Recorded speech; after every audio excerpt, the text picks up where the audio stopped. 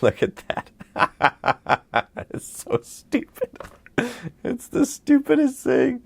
Hello and welcome to my channel. I'm Andrew Joseph Keith, and in this video I'm going to walk you through some of the challenges that came with sculpting the knight piece in this custom chess set that I'm working on right now.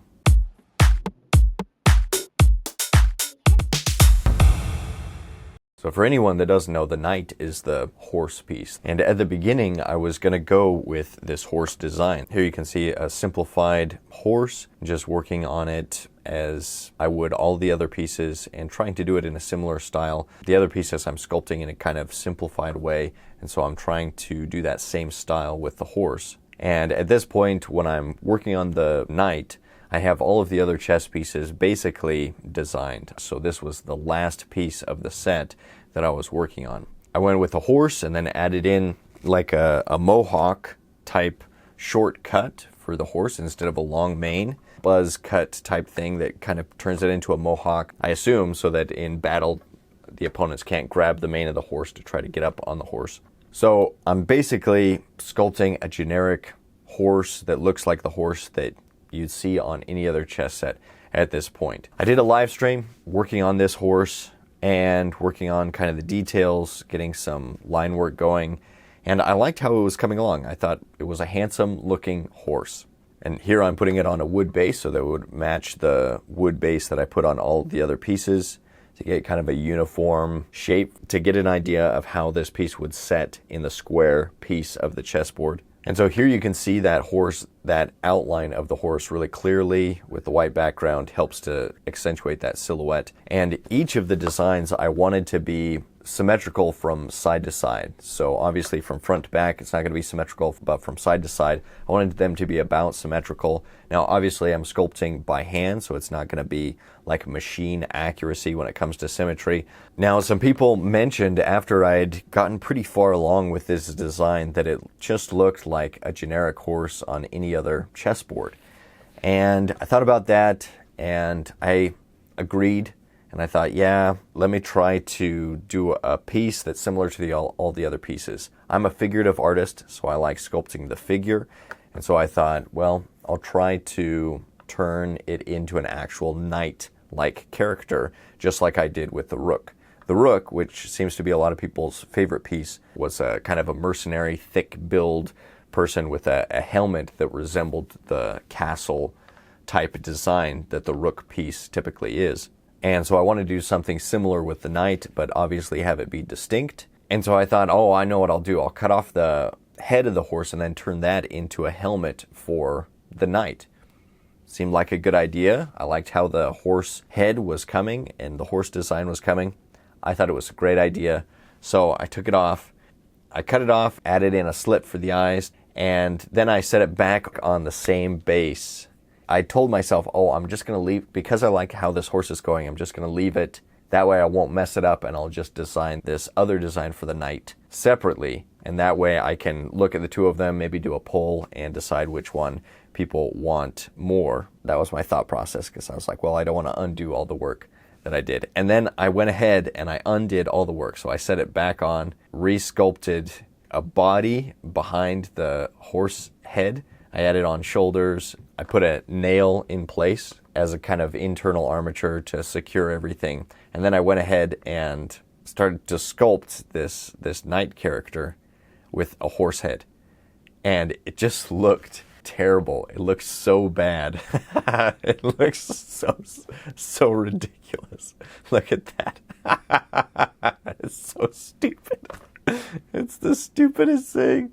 I was really frustrated because afterwards I was like, well, I had the horse made. I should have just left it as it was. What was I thinking? But now there's no going back. I can't Command Z or Control Z to undo all this. So I was really frustrated with that. It was a really frustrating experience. And a lot of the work was done off camera just because I was so frustrated. I was like, I don't want to document this. But now I wish I would have, because it got pretty bad. It was, well, the one I showed, the like elephant looking, that, I mean, that's pretty bad. That does not look good. What are you going to do? So I took the knight and I looked up some different types, different designs of helmets for knights. And I came across this one design that I thought, oh, okay, so maybe this will work. Because I was trying a bunch of different helmets. None of them seemed to look good. And then I was like, oh, I think I found one that might work. And it was a helmet that had horsehair attached. So you have horsehair, kind of like a horsehair mohawk. This type of mohawk design I really like. And that's all I added at first, was just the mohawk onto this helmet that looks kind of like a generic rounded helmet with the mouth plate that kind of slides down, and then there's a slit for the eyes. And at first it was just that kind of mohawk, and then somebody commented, oh, you should put a ponytail on the back.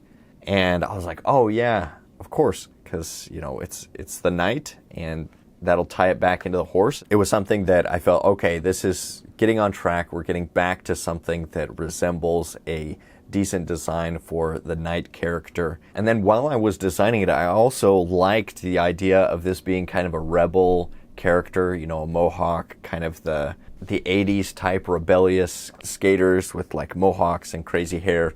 And I was like, oh, that kind of makes sense with the knight, because the knight doesn't play by the rules of the other characters.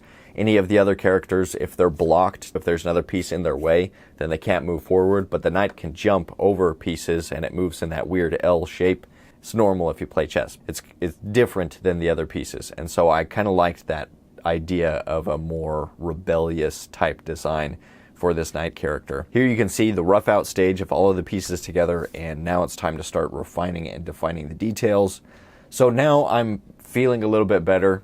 Another concept that I wanted to emphasize in this chess set was making sure that the side profile and the front profiles looked very good, that they looked elegant, and then they kind of harkened back to the chess pieces. So for example, for the queen, I want it to be very curvaceous, a lot of curves, because the curves in the queen piece, because it's turned on a lathe and it has all those nice curves, I wanted to accentuate that.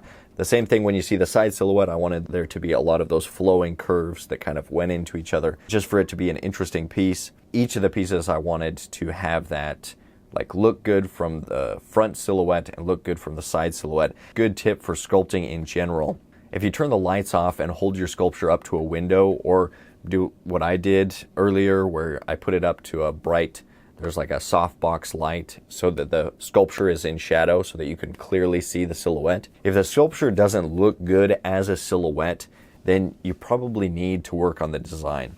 And I'd say this for choosing a pose as well for sculpture. If you're going to sculpt a figure, made that figure into a silhouette, into a cutout. If that doesn't look good, if it doesn't look attractive or recognizable as a figure, or if it just kind of looks clunky when you turn it into that silhouette, then maybe choose a different pose. And it doesn't have to be that way from every angle. There are some poses that just look magnificent from certain angles, and then you change the angle that you're viewing it from, and it does look kind of ridiculous. But if you can, before you devote the time to sculpting a full figure, take the time to turn the pose around, or if you're making a small maquette in like a wire armature, turn it around, make sure that it looks attractive from at least a couple different angles. In general, the silhouette is a lot more important than we realize.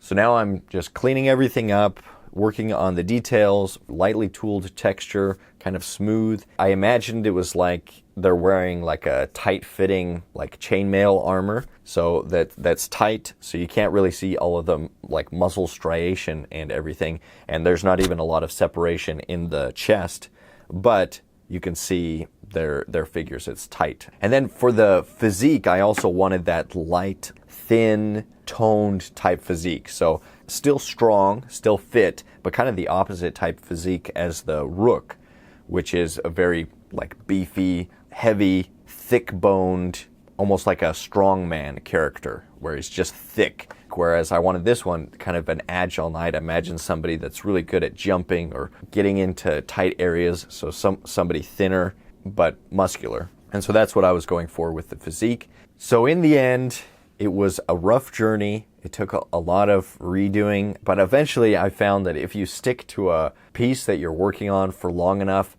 you can almost always get it to a place where you're happy with it if you just don't give up on it. And I found that to be true even with stone sculptures, and stone is less forgiving with stone. Once you take it off, it's gone. But even with stone pieces, when I feel like I've made a big mistake, if you just keep working at it, then you can usually get to a place where you're happy with it. At least that's what I found for me.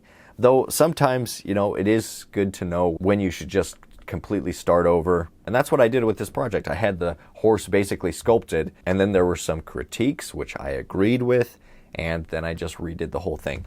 So this is what it looks like now. This is what it looked like before.